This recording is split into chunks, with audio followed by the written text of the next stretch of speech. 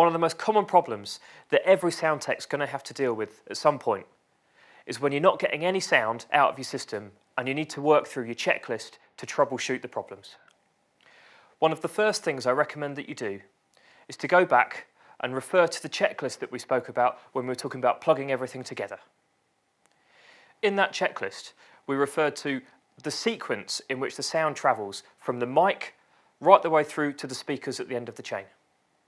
So that checklist is a great overview for you, but what I'd also like to do is look at some different, what we call metering points within the system. These metering points help us to establish where the problem is. Is it before something or is it after something? The first metering point is on the inputs as the sources come into the desk. We've got both the LEDs that we can refer to, and of course we can use our headphones as a great listening guide to hear whether we've got sound coming in. It's as simple as this. If there's no lights flashing on that input, there's no sound coming in. So clearly the problem is before the desk. Check it's all connected, check that the gain's up properly as well. Maybe the phantom power's not been switched on. All of these things are great helps when you're trying to determine why there's no lights flashing. Okay, so now we've got sound coming into the desk and we can see those LED meters going. The next metering point we have is on our outputs. If we're not getting any lights on our output LED meters, we know that clearly there's a problem with the routing inside the desk. Every input can be routed to different outputs on the desk. These outputs might be the left-right, or they might be groups 1 and 2, or groups 3 and 4. That's exactly what we've got on this desk here. If I want to send my input straight to the main PA, straight to the left-right, then it's as simple as just making sure that the LR button is down on my routing. From there, I should be able to see the output LED meters of my left-right faders flashing away to show that I've got signal passing through. It might be that rather than routing my input straight to the main outputs, I want to go through a group first, in which case I just need to change the routing buttons accordingly. So I'm routing my input into group 1 and 2, for example. Making sure that my group 1 and 2 faders are pushed up, I should now see the LED meters flashing away to show that I've got signal passing through.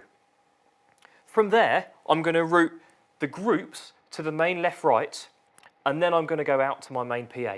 In every case, I've got 3 LED metering points: my input, my group, and my output. If there's a problem in any one of these LED metering points, then it's going to help me to find out where my routing challenges are. If there's a problem with the routing and the signal flow within the desk, then I can use these LED metering points on the inputs, the groups, and on the main outputs to determine where the problem is at the core. Of course, it's not just the mixing desk that has a metering point. Many amplifiers have LED meters as well. So if you're struggling to get sound to your amplifier, again, use the LED meters on the amp as a great reference. It might be that you're struggling to get a record feed to your MP3 recorder, in which case, check the LED meters on the MP3 recorder to see whether you've got signal coming in. Again, you can determine by simply whether the LEDs are flashing or not where the problem is. So let's put this in context. I'm not getting any sound out of my PA.